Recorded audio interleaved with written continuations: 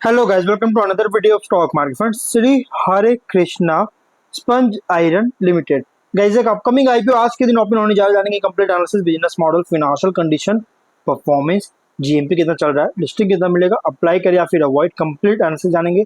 Final decision क्या लेना चाहिए, आईपीओ कर अप्लाई करने लायक है या फिर नहीं, इन सभी पॉइंट्स को डिस्कस करेंगे। चलिए फ्रेंड्स, वीडियो को स्टार्ट करते हैं। आईपीओ 24 जून ओपन हो रहा है आज के दिन। 26 जून क्लोज किया जाएगा कल के। 3 डे आईपीओ है।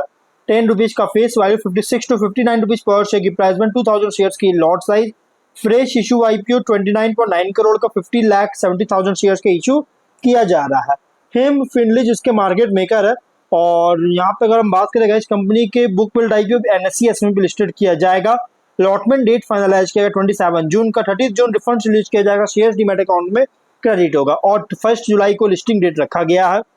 यहाँ पे रिटेल ओनली 1 लॉट अप्लाई कर सकते हैं, 2000 शेयर्स मिलेंगे। एचएनआई मिनिमम 2 लॉट अप्लाई कर सकते हैं, 4000 शेयर्स मिलेंगे। मैक्सिमम अपने बजट के अकॉर्डिंग अप्लाई कर सकते हैं।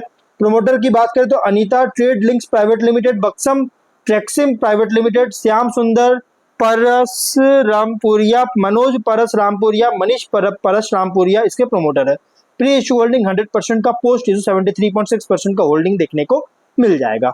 अब बात करते हैं ऑफर जो दिया गया है QIB, जिसमें एंकर इन्वेस्टर एक्सक्लूड किया गया 19%, HNI 14.3%, रिटेल 33.2% ऑफर दिया गया। एंकर इन्वेस्टर से 8.5 करोड़ का फंड रेज की गई है।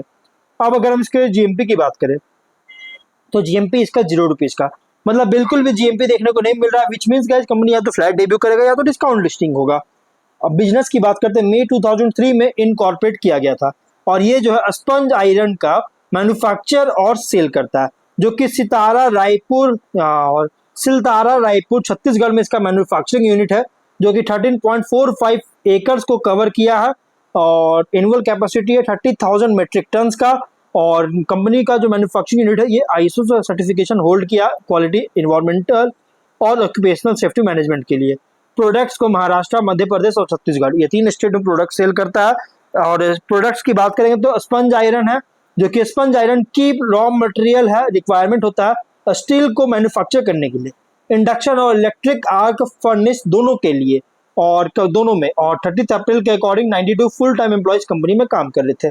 Strength, in house manufacturing facility, stringent quality control mechanism है, जिससे standardized quality, product quality ensure करता है। लॉन्ग स्टैंडिंग रिलेशनशिप है कस्टमर्स के साथ। Well qualified and experience management team है। अब बात करेगा इस कंपनी के फिनेंशियल, देखिए कंपनी का जो बिजनेस है ना, प्राइमरी बिजनेस क्या है तो स्पंज आयरन का मार्केटिंग और मैन्युफैक्चरिंग करना। और जो कि अगर हम देखेंगे तो यहाँ पे खुद का एक कैप्टिव पावर यूनिट का भी जो है सो सेटअप कर चुकी है, मतलब कर रही है, अभी प्रोसेस में, अभी की नहीं है बल्कि प्रोसेस में जो कि सेटअप कर रही है। और अगर हम बात करें इस कंपनी का फिनेंशियल का, तो 23 में एसेट्स था 58.6 करोड़ का, 25 में 93 करोड़ का, नेट वर्थ था 54 करोड़ का, 25 में 73.6 करोड़ का, रिजर्व था 40 करोड़ का, भी 59.5 करोड़ का, डेट 11.4 करोड़ का डेट भी कंपनी पर देखने को मिल रहा है।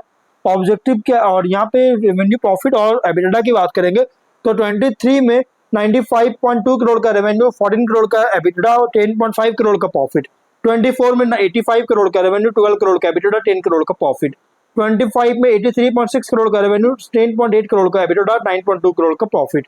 देखिए कंपनी का फाइनेंशियल अगर देखा जाए तो टॉप लाइन हो या बॉटम लाइन, डी ग्रोथ देखने को मिला, मतलब कि डाउनफॉल देखने को मिला, लगातार डिक्रीज करता हुआ नजर आ रहा है, चाहे 24 हो या 25, लगातार डाउनफॉल हो रहा है। और इसका रीजन क्या है, तो रीजन है गाइस, मतलब कि हैवीली सफर कर रहा है कंपनी, क्योंकि पावर शॉर्टेज और हायर पावर कॉस्ट होने के कारण, मतलब कि पावर जो है शॉर्टेज हो रहा है और जो कॉस्ट है पावर कॉस्ट ये हायर होता हुआ नजर आ रहा है, हायर देखने को मिला। इसके कारण कंपनी को बहुत ज्यादा सफर करता हुआ नजर आया रेवेन्यू प्रॉफिट में।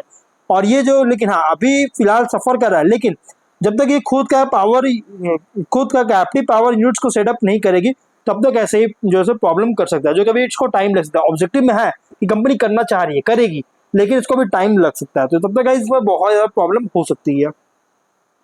ROE 13.3%, ROC 14.7%, debt equity 0.15 time, RONW 12.5%, PAT margin 11.4%, EBITDA margin 13.4%, price to book value 1.3 time, P ratio 9.06 time का।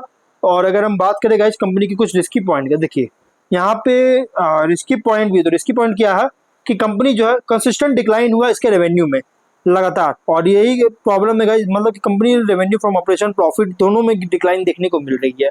और टॉप 5 कस्टमर्स का भी कंट्रीब्यूशन दिखेगा 61.5%, 76%, 70% का। और अगर की कस्टमर्स को रिटर्न करने में फेलियर होता है, कस्टमर बेस एक्सपैंड नहीं कर पाता है, क्लाइंट से बिजनेस में लॉस होता है, तो एडवर्सली अफेक्ट करेगा बिजनेस और फिनेंशियल स्टैंडिंग को। रॉ मटेरियल का जो कॉस्ट है, अगर टोटल जो कि कॉस्ट अगर देखिए रॉ मटेरियल कॉस्ट का, तो लगभग 78.9%, सॉरी 76.9%, 74.3%, 77.4% रॉ मटेरियल का कॉस्ट है कंपनी का रेवेन्यू का। और कोई भी मतलब कि यहाँ देखिए रॉ मटेरियल्स के प्राइसिंग में कोई भी वोलेटिलिटी होता है तो एडवर्स इंपैक्ट करेगा कंपनी का business, financial condition, result of operation को। सिग्निफिकेंट पोर्शन रेवेन्यू जो है छत्तीसगढ़ से ही जनरेट कर रही है। कंट्रीब्यूशन अगर देखा जाए तो 66%, 84.6%, 60.7%। और इसीलिए गाइस इकोनॉमिक डिस्ट्रप्शन या फिर बिजनेस डिस्ट्रप्शन होता है इस रीजन में, तो सेवरली इंपैक्ट करेगा रेवेन्यू और रिजल्ट ऑफ ऑपरेशन को। सिग्निफिकेंट पोर्शन ऑफ रेवेन्यू जो है स्पंज आयरन बिजनेस सेगमेंट से ही जनरेट करता है। कंट्रीब्यूशन 96.5%, 96.5%, 95.7%। अगर इसी तरह से इसके स्पंज आयरन में अगर इसके सेगमेंट में प्रोडक्ट्स के लिए कोई भी डिमांड में रिड्यूस होता है या फिर रीजनल या नेशनल प्लेयर्स से कंपटीशन इंक्रीज होता है तो एडवर्सली अफेक्ट करेगा revenue from operations, growth prospects को। कंपनी डायरेक्टर प्रोमोटर जो है इन्वॉल्व है ऑन गोइंग लीगल प्रोसीडिंग्स में, एडवर्स जजमेंट के कारण बिजनेस प्रोस्पेक्ट को डिट्रीमेंटल कर सकता है।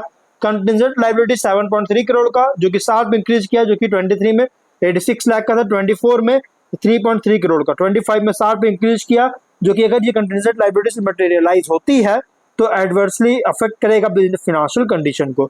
25 के according outstanding financial indebtedness 18.6 crore का, अगर इसको रीपे नहीं कर पाते तो ऑपरेशन फिनेंशियल पोजीशन को हार्म कर सकता है।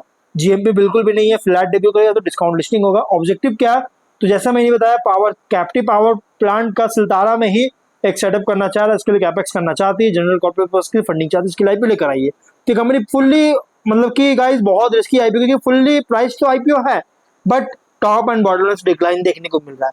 और ये एक बहुत रिस्की आईपीओ का हाई रिस्क लो रिटर्न आईपीओ, तो आप इसको गाइस पूरी तरह से इग्नोर कर सकते हैं। बहुत रिस्की आईपीओ उसको इग्नोर कर सकते हैं गाइस, नो डाउट, क्योंकि बहुत रिस्की आईपीओ है।